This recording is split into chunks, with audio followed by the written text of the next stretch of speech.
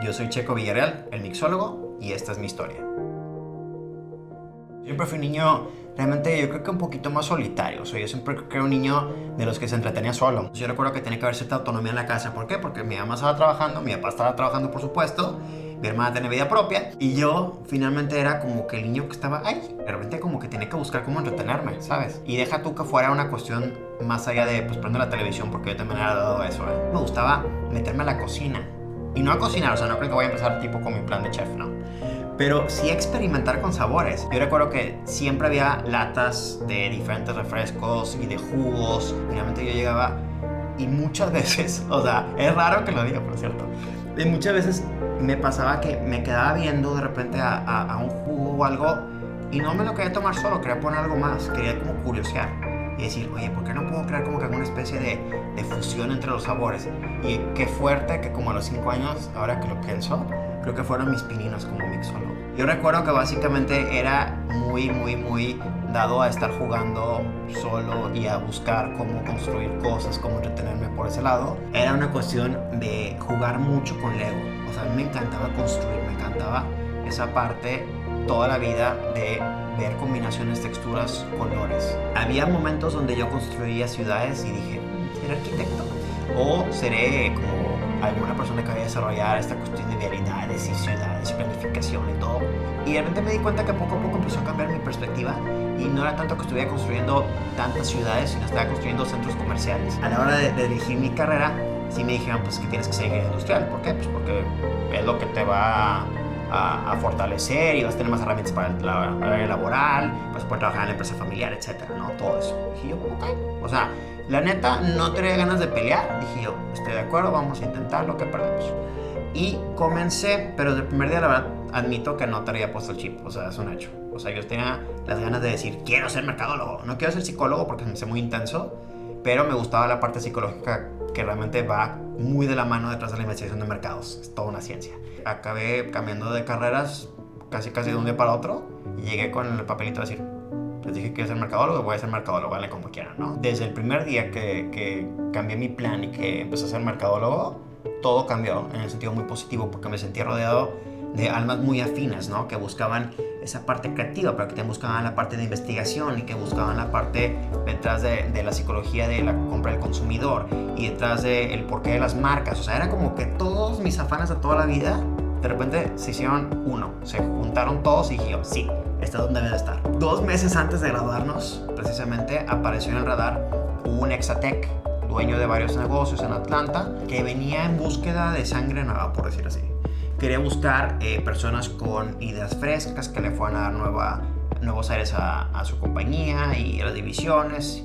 Y pues dijo que mejor que una reestructura del departamento de marketing. Entonces, ayúdenme por favor, departamento de marketing del TEC de Monterrey, a juntar candidatos para ver qué va a pasar con esos puestos y a ver, nos interesaría potencialmente llevarnos a Atlanta para que comiencen allá pues, su carrera laboral. Vamos a lanzarte allá para que aprendas, pues obviamente a desenvolverte en una empresa que finalmente también es familiar, que es una dinámica muy interesante. Estando allá, para mí fue esa oportunidad espectacular que ni por aquí me cruzaba que pudiera tener, y fue una aventura que inicialmente dijimos va a ser un año, ¿no? Y comenzamos y yo llegué muy feliz y casi llegué con mi agenda nuevecita y emocionado y vamos a aprender de la gente, pero pues te das cuenta que es el mundo real, ¿no? O sea, no es color de rosa, no es bonito, no es fácil, es un empleo, es un trabajo. Yo comencé llegando felizmente con la idea romántica de que iba a reestructurar un departamento de mercadotecnia junto con personas muy talentosas y todo el mundo iba a estar muy dispuesto y listo y vamos a trabajar juntos. Y para llegar a cambiar patrones de trabajo de mucho tiempo que estaban ya sentados como prácticamente ley y buscar la disponibilidad de tiempo de personas que no tenían o no lo querían hacer, lo más divertido de todo esto es que esta no era la función principal. Resulta que la función principal era el desarrollar una nueva división de trabajo, una nueva división para la organización, en realidad, que tenía que ver con una mega inversión porque iban a empezar a comprar estaciones de radio y de televisión o algo de multimedia y estaban muchísimo dinero. Obviamente es una inversión muy considerable y para ello había que explotar en grande toda la división que era pues como que la más factible en términos de liquidez, que eran los restaurantes. Así es que me dijeron, enfoca todos los restaurantes y más allá del trabajo que se saca organizando todo esto, vas a concentrarte en cómo diablos tener tickets promedio más elevados en todos los restaurantes, ¿no? Muy bonito, muy práctico, muy sencillo de decir, pero a la hora de hacerlo y querer medirlo fue un infierno. O sea, honestamente fue algo súper complicado. Fue una cuestión de 2 pasos. La primera fue agarrar mis fines de semana y empezar a tomar clases de bartending. No porque quisiera ser alguien atrás de la barra, no porque quisiera lucirme con mis amigos en fiestas, no por nada de eso, sino porque simplemente yo pensaba que si entendía mejor la parte de cómo operaba una barra, podía cuestionar un poco más esa eficiencia. Operativamente hablando de lo que más quieres. Quieres entender qué puedes lograr dentro de ese último eslabón de la cadena. Pero ahí es donde pasó por mi mente esa otra parte que es bien importante. Yo estoy hablando del último eslabón de la cadena, no el primero. Y si para mí todo era un proceso finalmente, ¿no? Muy creativo, lo que tú quieras, pero porque estaba tan enfocado en el último eslabón de la cadena de servicio, que tiene que tener mucha lógica y tiene que lucirse, por supuesto, con un gran vaso, con un gran drink, con algo que se pueda vender. Si el primer eslabón de la cadena era la cocina, o sea, la parte para mí más importante era la parte que más estaba negando. El por qué las personas llegaban y deja tu cualquier investigación de mercado se quedaba corta. ¿Por qué elegían esos platillos? ¿Por qué elegían ese orden? ¿Por qué elegían esos elementos? ¿Por qué elegían todo eso? Pues entonces mi error era no estar enfocándome en la primera parte de la cadena. Entonces yo decidí poner una mini pausa a enfocarme principalmente a esa barra y lo volteé, lo puse de cabeza. Para mí fue una cuestión de, espérame, tengo que regresar a la cocina, tengo que entrar a cuestionar por qué, tengo que empezar a estudiar esa estructura de sabores, tengo que empezar a ver todo eso para que precisamente podamos adecuar el producto, adaptándolo al mercado, adaptándolo a sus necesidades, adaptándolo a los sabores de los paladares, que vaya a tener sentido. O sea, era cómo perfeccionas el maridaje de acuerdo al mercado, porque así es como se venden las cosas.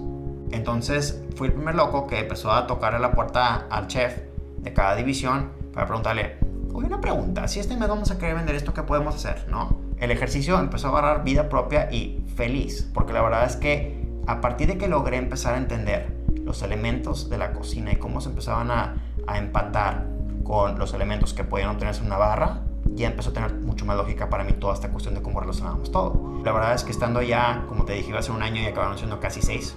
Yo estaba sumamente cómodo y lleno de mucho amor por mi trabajo, muy orgulloso, muy feliz con todo lo que estaba sucediendo ya. Creo que para mí fue una cuestión de cerrar ciclos, porque tenía una obligación realmente también a poder estar de vuelta acá para apoyar al negocio familiar. O sea, mi papá también, digo, no fue eterno, y yo siento que también ya tenía esa necesidad de poder apoyarse en más personas para poder sacar adelante las cosas del negocio.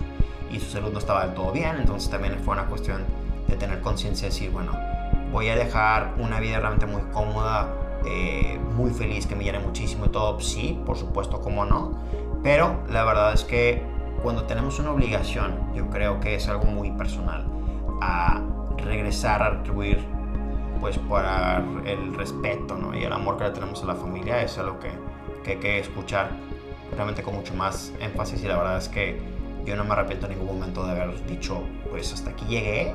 Regresar para mí fue más como que esa convicción de decir, está bien, vengo realmente a ayudar de vuelta a mi papá y al sueño de mi papá, porque pues es realmente es lo que hemos vivido, y vamos a ver cómo le damos sangre nueva también, ¿no? O sea, vamos a dar una oportunidad, finalmente es eso, ¿no? Es dar una oportunidad. Tratamos precisamente de implementar cosas que eran un poquito complicadas, porque pues si éramos una empresa donde también había muchas prácticas de muchísimos años, se logró precisamente refrescar la imagen y cambiar los patrones de comunicación con los clientes, y buscar precisamente cómo también expandir un poquito más esa base. Entonces, la verdad es que me encantó que tuve la oportunidad de poder aplicar mi conocimiento como mercadólogo a la empresa familiar, por supuesto, como no.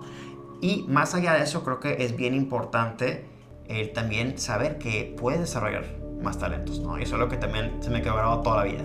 O sea, el saber que no te debes limitar nunca a decir, hasta aquí aprendí y hasta aquí doy. Nunca. Mi papá ya no está con nosotros desde el 2017. Decidimos, en ese caso mi hermana y yo, seguir adelante con la empresa. Él ya sabía que desde hace mucho que pues también yo no tenía mi corazón puesto ahí al 100%, no era mi meta de vida. Yo lo que hacía los fines de semana era que yo tenía muchísimos planes caseros. Yo hacía fiestas, o sea, todos los fines de semana, o sea, un desastre. Pero yo nunca estaba. O sea, todo el mundo recuerda que yo invitaba a todo el mundo y me veían que aparecía todo el tiempo. Pero porque yo estaba creando sabores y bebidas todo el tiempo. O sea, yo uso a todo el mundo de cochinillas de indias, si descaradamente lo saben. Pero me la pasaba creando y creando y creando, experimentando. Entonces yo nunca estaba ahí porque siempre estaba preparando algo y lo sacaba y apuntaba y apuntaba y apuntaba. Yo y mi libreta somos uno, o sea, yo siempre estoy escribiendo todo el tiempo. Entonces tengo libretas y libretas y libretas enteras, llenas de recetas y cosas que digo yo, sí, no, y tachaduras, etcétera, ¿no? Son como jeroglíficos horribles, mi letra es horrible. Un año después de eso, mientras yo seguía haciendo fiestas esos fines de semana en mi casa con amigos muy queridos que ya sabían que iban y no sabían ni qué iban a tomar, salió una invitación muy particular con unos amigos muy queridos a participar en algo que se llama el Grill Master.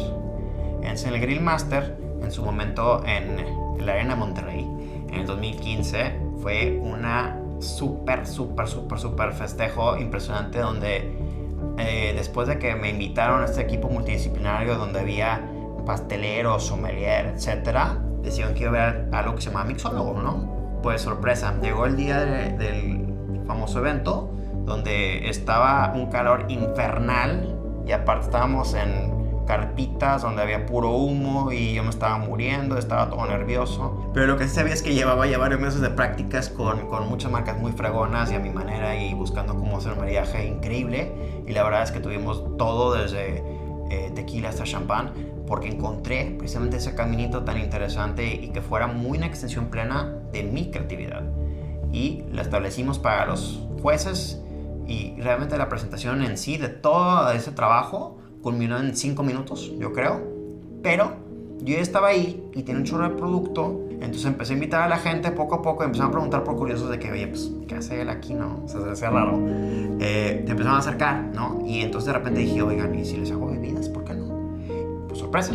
Acabé empezando a hacer una ronda de bebidas. Un grupito de personas preguntándoles qué les gustaba de sabores y adecuaban más o menos. Y ahora, pues, los que siguen. Y acabó siendo un maratón donde ni me di cuenta que ni fui al baño ni comí. O sea, estuve prácticamente 8 o 9 horas en un continuo dando y dando, feliz. Y había mucha gente curiosa que venía y preguntaba y dice, ¿qué onda con esto? ¿Qué está pasando? ¿Quién es él? Y el haber sido como que esa personita curiosa dentro de ese día donde sí, afortunadamente ganamos el concurso y todo como equipo, que fue glorioso, una experiencia maravillosa. Para mí la aventurita se convirtió en una invitación que inmediatamente siguió con diferentes chefs. El primero de ellos fue el chef Herrera. Para mí fue esa expresión que se convirtió en un continuo de diferentes invitaciones a posteriori a muchos lugares donde querían tener eventos de maridaje atípicos, vamos a llamarlo así porque esa era mi especialidad y sigue siendo mi especialidad, el cómo maridamos de forma interesante. Y la verdad es que para mí fue algo que funcionó y siguió multiplicándose, la verdad, porque ya después querían eventos privados, querían diferentes cosas. Y fue como que ven a diseñar para mí una experiencia que tenga que ver con esto, ¿no? Y esto fue desde 2015. O sea, fue algo que no era algo quizá tan popular como lo es ahorita, pero ya venía arrastrando esa parte, primero por la parte de los chefs, que es precisamente la razón de ser de lo que yo hago, la cocina. Y después ya se convirtió en algo un poquito más personal y después se convirtió en algo corporativo. Y finalmente empezó a agarrar tanto vuelo que la verdad es que ya para el 2018, después de haber estado un año con la empresa con mi hermano, pues ya se convirtió en una decisión muy consciente de decir, pues sí sé lo que estoy haciendo, sí hay un mercado para esto. Es un poco incierto y curioso, no lo niego.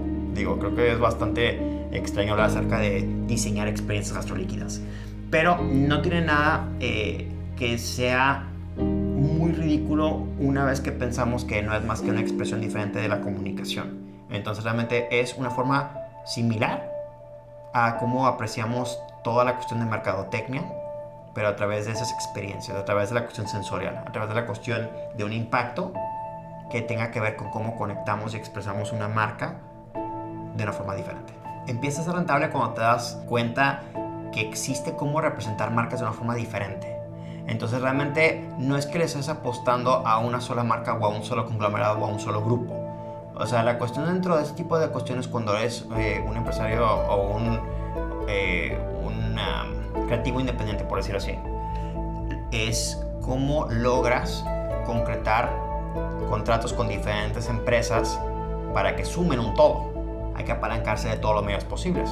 Hay que apalancarse de los medios digitales, hay que apalancarse de los medios presenciales. Y ahorita los presenciales se vuelven un poco más virtuales, pero no dejan de ser esa cuestión de un impacto experiencial. Entonces es una cuestión de cómo logramos redituar a través del diseño de una experiencia y finalmente del diseño de contenido para una marca. No existe la mixología. No hay tal cosa como mixólogo. O sea, ese tipo de términos, según la Real Academia Española, no existen. Para mí, se me hace fascinante el hecho de que yo pueda decir jactantemente, y de hecho por eso decidí ya por fin hace 2 años liberar mi nombre en Instagram como el mixólogo. No es una cuestión de egos y de reputación y de estrellato y de crear un precepto absurdo de lo que debe de ser un mixólogo, lo que debe ser un bartender estrella, lo que debe ser alguien que sea el rey de la barra. No me importa cómo le quieran decir. O sea, para mí es una cuestión detrás de pies en la tierra de entender qué es esto. Es un ejercicio creativo, donde estamos desarrollando, donde estamos ahorita más que nunca creando para compartir, estamos dándole el gusto a todo el mundo. De nueva cuenta, yo lo que hago es una curaduría de líquidos, ni siquiera hablo de licores. Si existen los licores de por medio, qué padre, ¿no? O sea, que he encontrado un vehículo que se convierta de repente en algo cool o algo divertido o algo que la gente diga, wow, quiero eso y qué emoción y por algo les llama la atención, qué padre, ¿no? O sea, creo que es parte de la investigación de mercado bien lograda, que logramos un vehículo que llama la atención de entrada por curioso, pero no deja de ser un ejercicio que principalmente es algo que es creativo, es algo de expresión, es simplemente el cómo dirigimos todo esto. Si hay personas que pintan, hay personas que cantan, hay personas que actúan. Yo soy alguien que decide mezclar, hay personas que quieren cocinar. O sea, es simplemente cómo expresas esa parte, pero la transmites compartiéndola, porque al final del día no te vas a llevar nada. No sirve de nada guardar secretos de estado, recetas misteriosas que ni se pueden patentar. O sea, son tontadas que la verdad es que cuando sumas todo eso, pues no hay nada más bonito que abrir la definición, otra vez muy ambigua, es decir, la mixología, y decir, oye, pues es para todos. O sea, lo que más me gusta decir es que todos somos mixólogos porque todos tenemos esa capacidad de poder crear.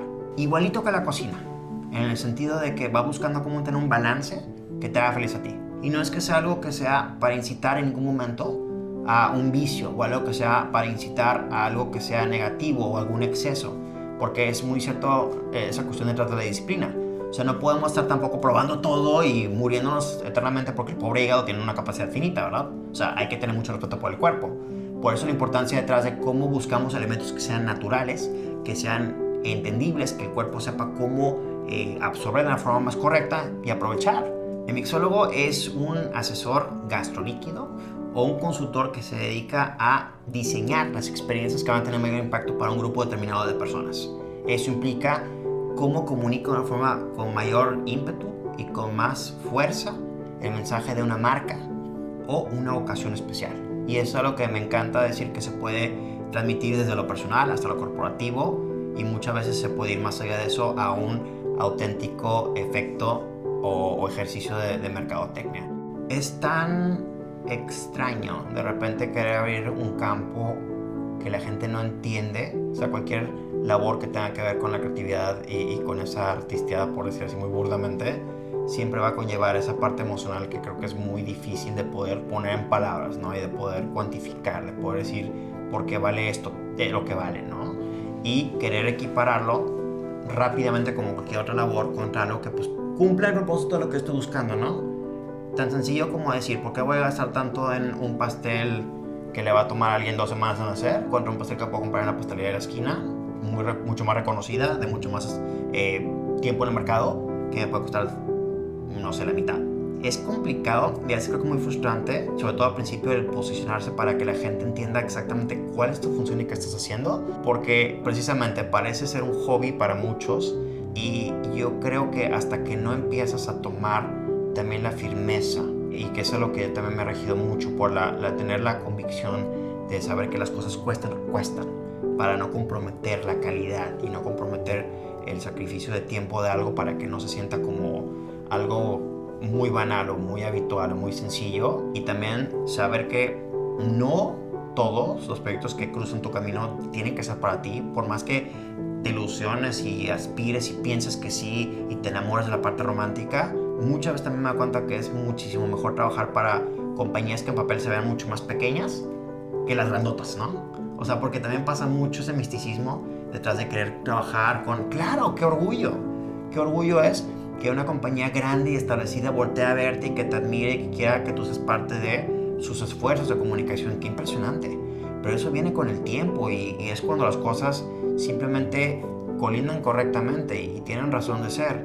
No es porque uno esté buscando cómo abrirse de una forma muy respetuosa a su tiempo y a sus recursos y a su forma de ser, simplemente por decir, estoy trabajando con tal. Eso creo que es lo más difícil para muchos en términos de aceptar, ¿no? El saber decir no, el tipo de tentaciones, vamos a decir así, que te pone en el camino del mercado, que se presentan con cierta regularidad, pero si no es algo que funciona en términos de lo que te llena a ti y lo que tú quieres comunicar, en términos creativos, en términos de tu propósito, al momento de tener un proyecto, no lo hagas. Créeme que no es nada sencillo, no estoy diciendo que sea el mejor camino al mundo y no estoy diciendo que siempre debas de buscar un riesgo. Hay que saber que lo que estamos haciendo tiene propósito, que tiene mercado y que tiene razón de ser comunicado para poder ser compartido con los demás. Pero el decir simplemente no por el riesgo que pueda conllevar, si me rijo por lo que piensan los demás, ahí pierde todo sentido lo que estás haciendo. No sirve de nada pensar lo que piensan los demás. Hay que ser muy respetuosos porque obviamente vivimos en una sociedad, hay que coexistir en paz, ¿sí? Hay que tener amor para el prójimo, pero por nada al mundo frenes tus sueños por el qué dirán. Porque si ese fuera el caso, yo creo que no tendríamos la mitad de las personas creativas maravillosas que nos nutren y que nos inspiran alrededor. Es muy cierto. Lo que sí es cierto es que si no tomas un riesgo, no vas a aprender nunca. Y la verdad es que el temor, que peor que lo que pudiera ser ese ¿qué dirán los demás? Puede ser el darte cuenta años después el por qué no lo hice. Porque ese lamento de reproche, de decir, si lo hubiera hecho, eso es lo que te va a atormentar toda la vida.